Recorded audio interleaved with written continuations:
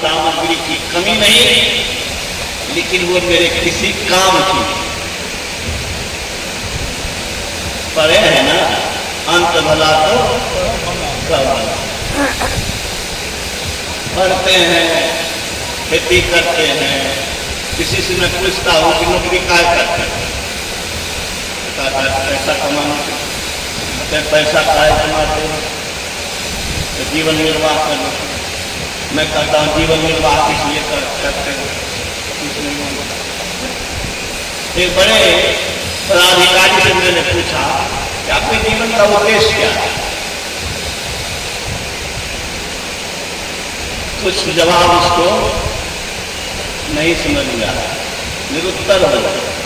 बहुत देर के बाद कहते हैं आपने जैसा प्रश्न कर दिया, यही प्रश्न मैं गोरखपुर में प्राकृतिक चिकित्सालय में एक विदेशी से किया, वो भी इलाज के लिए आए थे। What is the end of your life? English भाषी था तो इंग्लिश में मैंने पूछा, तो यही कहा आई डोंट नो, मैं नहीं जानता। और उसने पूछा कि एंड यू, और आप, हमको पूछ दिया। हमने कहा I want a life, bodiless life, bodiless life मैं जीना चाहता हूँ। बॉडीलेस लाइफ ऐसा होता है सुन के अत्यधिक हो गया। शरीर रहित जीवन में जीना चाहता हूँ। क्यों शरीर रहित जीवन जीना चाहता हूँ, कि क्या होता है भाई, शरीर रहित जीवन संत जी सकते हैं। आप यूट्यूब पर खंगालिए महाअवतार बाबा, उनके शिष्य कौन कौन हुए, और अभी भी वो 18 वर्ष की उम्र के ही लगते हैं, और बड़े बड़े महापुरुषों को दर्शन देते हैं। देवरहा बाबा मोतीलाल नेहरू को आशीर्वाद दिया। जब नेहरू बच्चा था तो देखते ही कहा था कि ये तो देश का प्रधानमंत्री बनेगा। डॉक्टर राजेंद्र प्रसाद ने कहा कि जब मैं छोटा था मेरे दादाजी उनको ले गए थे तो देखते ही कहा था कि देखिए देश का राष्ट्रपति बनेगा। मोतीलाल नेहरू आशीर्वाद लेने गए, जवाहरलाल नेहरू आशीर्वाद लेने गए, इंदिरा गांधी आशीर्वाद लेने गई, राजीव गांधी आशीर्वाद लेने गए, सब चले गए दुनिया से। 1990 में उन्होंने करीब त्यागा, और त्यागा तो क्या कहा, हिमालय में संतों की बैठक होने वाली है, उसी बैठक में मैं जा रहा हूं। जो भक्त जहां याद करेंगे वहां मैं उपस्थित होऊंगा। वो देवरहा बाबा को पत्रकार ने पूछा कि राम मंदिर का आंदोलन चल रहा है, क्या यह बनेगा, इसमें तो बहुत विरोध हो रहा है।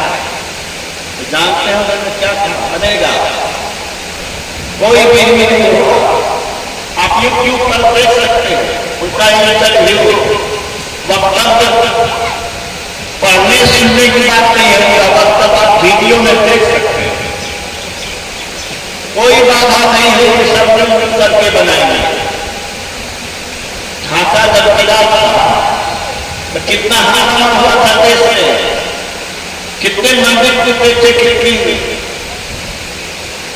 कितने जगह हत्याएं हुई थी, इसका ठिकाना नहीं।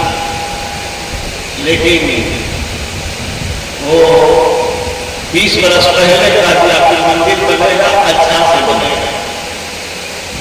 तो संत जो होते हैं वो त्रिकालदर्शी होते हैं। संत कैसे होते हैं, इस मनुष्य तन का उपयोग करते हैं। मनुष्य तन का उपयोग और दुरुपयोग क्या है? सर्वश्रेष्ठ शरीर है मनुष्य शरीर, इस शरीर में उत्तम शरीर है। बाघ, सिंह, हाथी, भालू, संसार का भयानक से भयानक जानवर, सब पर मनुष्य का शासन है कि दूसरे का शासन है। भूमंडल का शासन की बात छोड़िए, चंद्रलोक पर भी इसी का शासन होने जा रहा है। तो सब सर्वश्रेष्ठ शरीर, सर्वश्रेष्ठ बुद्धि मनुष्य के पास है। सर्वश्रेष्ठ शरीर से सर्वश्रेष्ठ स्थिति प्राप्त की जा रही, इसकी उपयोगिता है।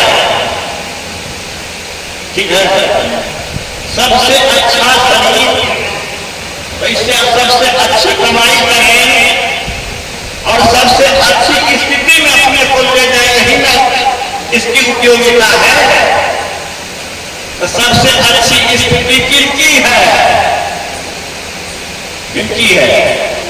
बिहार के जगन्नाथ मिश्र जब मुख्यमंत्री थे, दूर सरकारी में मधेपुरा उनके आगे पीछे देखता था।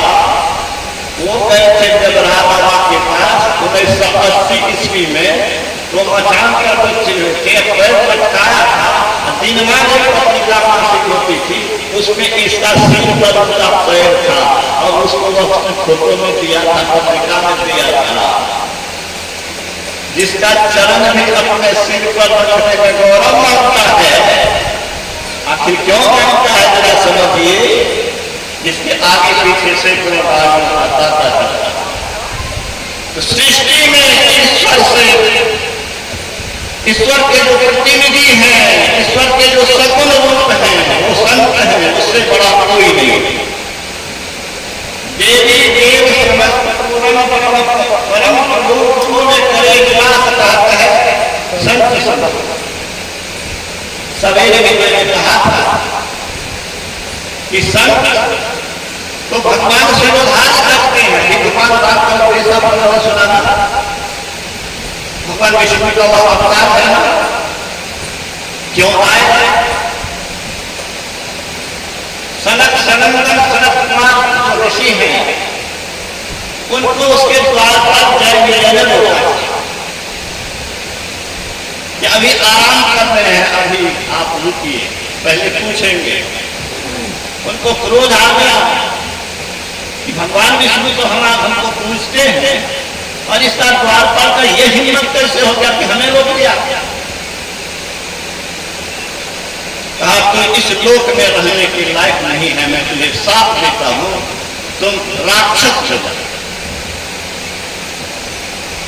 जो ही साथ दिया, आप पढ़ेंगे शास्त्र, हाहाकार मच गया विष्णु लोक में।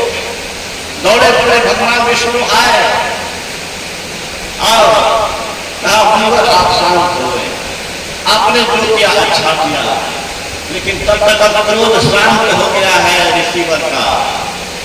और वो कहते क्या है? कहते हैं मुझसे भारी भूल हो गई, मुझे बहुत पश्चाताप हो गया। आपके कोमल चरण मेरे हृदय में कैसे ठहरेंगे जहां क्रोध का कांटा उपज गया, क्रोध का कांटा हृदय में उपज गया है, इसमें आपका कोमल चरण बिंद कैसे रहेगा? चरण कैसे रहेगा? अब तो मेरी सारी कमाई बेकार चली गई। जब आप ही मेरे हृदय में नहीं रहेंगे तो मेरा जीना किस काम का? गुरु महाराज ने कहा अगर आपके हृदय में ईश्वर बसता है तो जीवन है, नहीं तो मरे हुए हो। समझ लीजिए क्या था।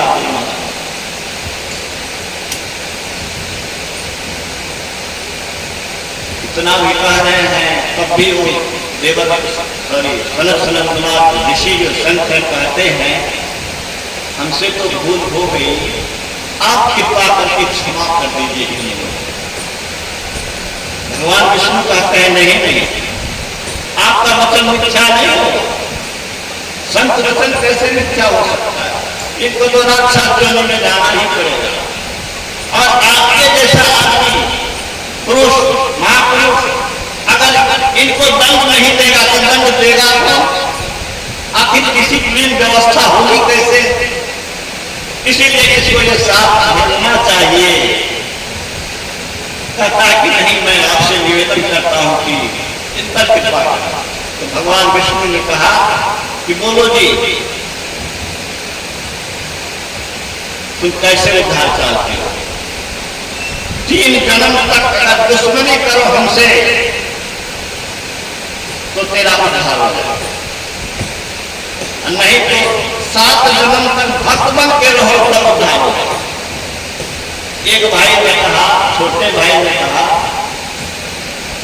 हमसे आपके साथ दुश्मनी करना संभव नहीं है, मुझे 7 जन्म क्यों न रहना पड़े आपसे दूर, लेकिन मैं भक्त बन के जीना चाहता हूं। बड़े भाई ने कहा कि क्या बोल रहे हो कि 7 जन्म तो हम प्रतीक्षा करेंगे? नहीं नहीं, हम 3 जन्म में जल्दी से वापस आना चाहते हैं, तू भी सोच ले।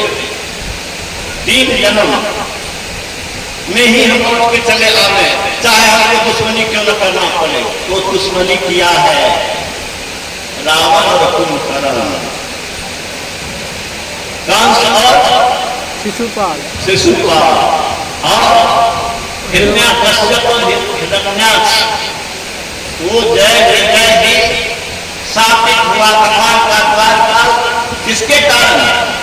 संत के कारण, अपमान के कारण। संत का आदर अगर नहीं करेंगे तो भगवान भी आपको बचाने वाला नहीं है। संत, ईश्वर को कौन जानता है अगर संत नहीं होते? संत न होते जगत में जल जाता संसार। कि कवि ने लिखा, आग लगी आकाश में चुई चुई गिरे अंगार, यदि संत न होते तो जल जाता संसार। आज हम सब कोई संतत्व कहिए, ईश्वरत्व कहिए, मुक्ति की अवस्था कहिए, स्वतंत्रता कहिए, अमर जीवन कहिए, सब कोई हम लोग प्राप्त कर सकते हैं। इस सत्संग में उसी का बीज डाला जाता है। क्या डाला जाता है? बीज डाला जाता है। दुनिया में जितने भी बीज हैं, सभी बीज नष्ट हो सकते हैं। किसी स्टेज में उस बीज का परिणाम 0 हो सकता है, लेकिन भक्ति के बीज का नाश होने वाला नहीं है। भगवान कृष्ण ने कहा, अनेक जन्म संसिद्धो ततो याति परम गति। ये मनुष्य शरीर साधना करके ईश्वर बनने का साधन है। Only man can become God। Statement of Swami Vivekananda. Swami Vivekananda ने कहा, सिर्फ मनुष्य ही ईश्वर बन सकता है। 39 वर्ष 5 महीना के लगभग धरती पर रहे, विश्व को मान रहा है, विश्व के साहित्य को पढ़ रहा है, और आज भी उनके साहित्य को जब मैं पढ़ता हूं तो एक संजीवनी भक्ति रस में आती। मुरझाए भक्ति रस में नया जीवन आता है, नए जोश आते हैं उनकी वाणी में। ये प्राप्त उस स्वामी विवेकानंद ने क्या कहा, मनुष्य तभी तक मनुष्य है, मनुष्य तभी तक मनुष्य है जब तक वह अपने आंतरिक और बाह्य प्रकृति पर विजय पाने के लिए संघर्षशील है।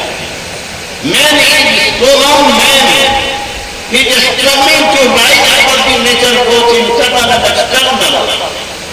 आंतरिक प्रवृत्ति और बाहरी प्रवृत्ति सब पर विजय पाने के लिए जो संघर्ष कर रहा है वही मनुष्य है, नहीं तो मनुष्य नहीं। मनुष्य और पशु में एक अंतर है स्वामी विवेकानंद। मनुष्य अपने इंद्रियों को नियंत्रित और संयमित करके ब्रह्म बन सकता है, ये काम पशु नहीं कर सकता है।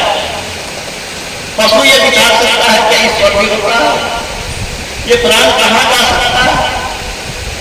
अरे बच्चा जो है खंचा वाला को देखता है ना, तो खंचा वाला से कुछ खाने के लिए ललचता ही नहीं है, मचल जाता है और माता पिता को विवश कर देता है। आप कहीं खाइएगा खंचा वाला ना कुछ, आप खंचा वाला से कुछ लेना पसंद करेंगे खाना? वो बच्चा है, उसी को बहुत मूल्यवान समझता है। इसी तरह से संसार के चीज क्या है? महत्वहीन है। उसी महत्वहीन को तो बड़े बड़े डिग्रीधारी PhD दिल्ली अभी सुन रहे थे, बाबा कह रहे थे क्या भ्रष्टाचार में बोलते हैं, घूस लेते हैं घूस। ये संसार की कमाई कितनी बड़ी बाधा है। गलत कमाई, अनैतिक कमाई दुर्दशा का कारण बनता है। गुरु महाराज ने कहा मनुष्य में दो प्रधान बातें हैं, एक ईश्वर भक्ति और दूसरा सदाचार। सदाचार क्या है? किसी को ठगिए नहीं, झूठ बोलिए नहीं। झूठ बोलने से ही ठगा जाता है।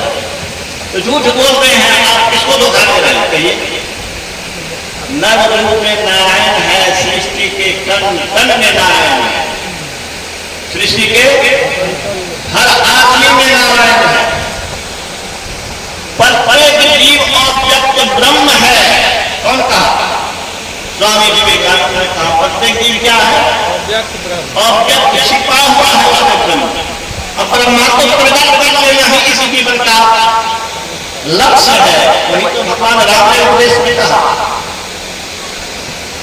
भगवान राम ने जो कहा कि साधन धर्म मोक्ष कर द्वारा, इसका क्या अर्थ है?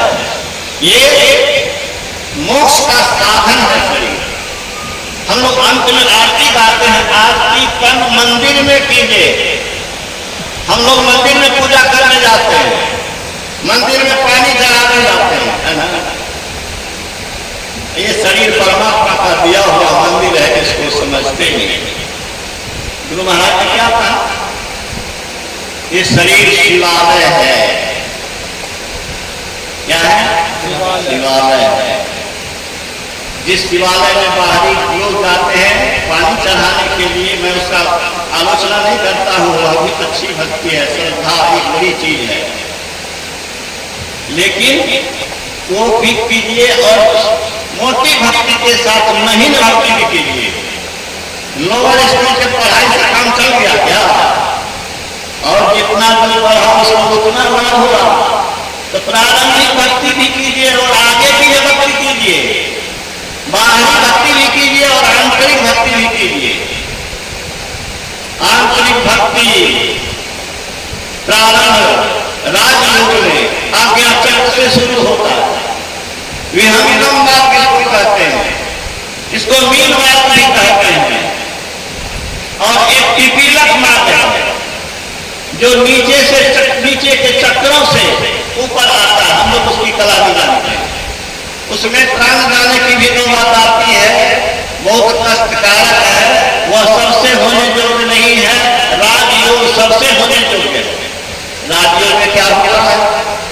राजयोग में आज्ञा चक्र में आप अपने मन को, अपनी दृष्टि को एकाग्र करेंगे, समझेंगे, सिमटी हुई चेतन वृत्ति ऊपर की ओर जाएगी। आंख से नीचे पिंड है, आंख से ऊपर ब्रह्मांड है। ब्रह्मांड की ओर जा करके आप परमात्मा से मिल करके परमात्मा बन सकते हैं। मैं बराबर उदाहरण देता हूं कि फुटबॉल में जो हवा है वो बंद है ना? वो घूम सकती है, कहीं जा सकती है नहीं। अच्छे कर दीजिए तो क्या होगा? हम लोग भी इस काया रूपी पिंजरा में कैद हैं। ऐसे निकलने का भी रास्ता है, आज्ञा चक्र होकर के और ब्रह्मांड में ईश्वर के पास जाने का रास्ता। अद्भुत अंतर की डगरिया जाकर चलकर प्रभु मिलते। हमको तो लगता है कि अगर संत मत नहीं होता, महर्षि नहीं होते, तो हम लोग भी नहीं जानते कि शरीर के अंदर का रास्ता है। आप पढ़िए, टीवी पर देखिए, राम कथा होगी, कृष्ण कथा होगी, लेकिन ये कथा नहीं होगी कि आज्ञा चक्र में घुस करके हम परमात्मा के पास जा सकते। इसका वर्णन संत वाणी के सिवा कहीं मिलने वाला नहीं। ये शरीर ईश्वर के पास जाकर के ईश्वर बन जाने का साधन है। हम भी पिंजरा में बंद हैं, आज्ञा चक्र से निकल करके जैसे भीतर की हवा, फुटबॉल की हवा बाहर निकल करके लंदन भी जा सकता है, फ्री हो जाता है, वैसे ही हम आत्मिक भक्ति करके मुक्त हो सकते हैं।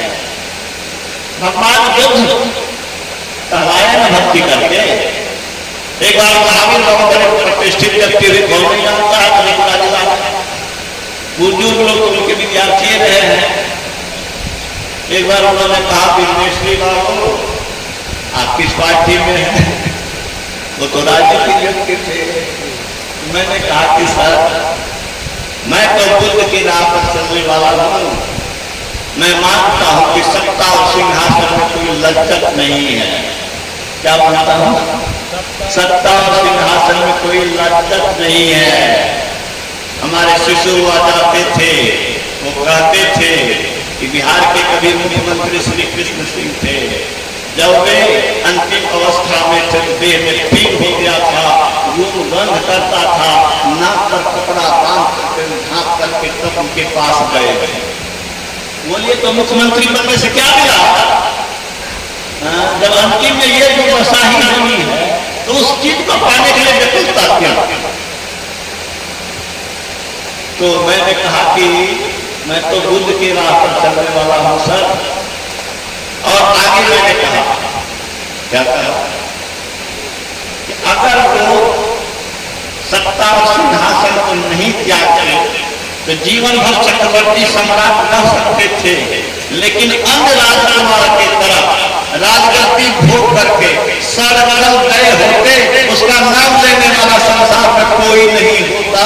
आज अगर इतने वर्षों के बाद भी विश्व में पूजित हो रहा है, इसीलिए कि सत्ता और सिंहासन को त्याग करके परम सत्ता परम परमेश्वर से जुड़ करके अपने को शक्तिमान बनाया और भगवान बुद्ध कहलाया। उन्होंने क्या कहा?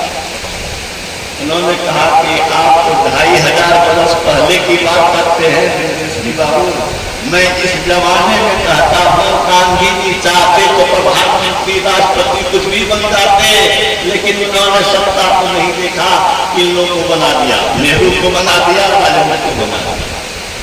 तो बंधु, जो ऊंचे विचार वाले लोग होते हैं वो ऊंचा चीज खोजते हैं। हम तो पढ़ते थे मन लगा करके, तो हमारा एक भाई था चचेरा, वो कहता था रे दुकान करने लग गया, और कहता था रे तुझे कमेगा से हम अपनी कमा रहे। तो उर्दू पैसा कमा तो देखता था, आज उनको पता चलता है कि हम कहाँ हैं। तो जिसकी ऊंची सोच है, अरे ऊंची सोच रखो, ऊंचे चीज को पाने की ललक रखो। हम में, आप में, सब में ईश्वर ने एक नंबर बनने की शक्ति दी है, ठीक है ना? हम अपने भीतर को शुद्ध करें, परमात्मा से जुड़े तो कुछ भी असंभव सृष्टि में नहीं है, कुछ भी असंभव नहीं। वन डालना अपने हाथ में नहीं है, लेकिन बीज डालना अपने हाथ में है। कोशिश करना अपने हाथ में है, विचारना अपने हाथ में है, सुनना, समझना, विचारना और त्याग करना। त्याग करने से मेरा भविष्य उज्जवल होगा, त्याग करने से भविष्य मेरा सुरक्षित रहेगा। साधारण एमएलए, मंत्री, कलेक्टर की कृपा अगर किसी पर हो जाती है तो सीना तानने लगता है। जो कलेक्टर मुद्दा होने वाला है कभी भी मुद्दा होता है।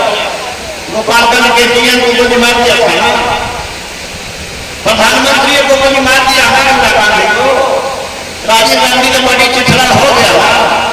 इसके पीछे भी इतना करते हो, और जो सृष्टि के कण में रह करके हर जगह रक्षा कर सकते हैं और जनराज से भी बचा सकते हैं, उनको हृदय में स्थान नहीं दोगे, उनके विचार का स्थान नहीं दोगे। उन्होंने जिस रास्ते पर चलते ये शक्ति पाई, उस रास्ते पर चलना ही नहीं चाहते हो, क्या हो? आप धन करते हो, अपना गला अपने से काट रहे हो। थोड़ा सा मैं वेस्ट लूंगा, एक भजन सुनिए श्री सदगुरु महाराज की।